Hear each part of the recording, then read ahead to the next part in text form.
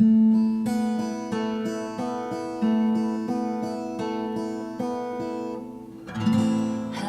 darkness, my old friend. I can't talk with you again because your vision softly creeping left his seed while I was sleeping, and the vision that was planted in my brain still remains within the sounds of silence. In restless dreams I walked alone. There was streets of cobblestone,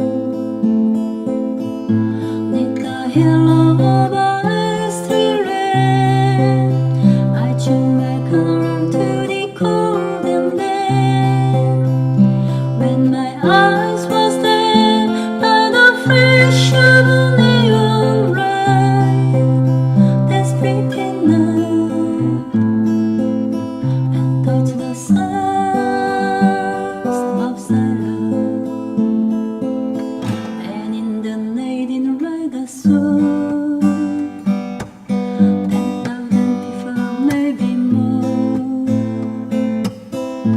People talking without speaking, people hearing without listening, people writing songs their voices never share, and no one dare destroy the sounds of silence.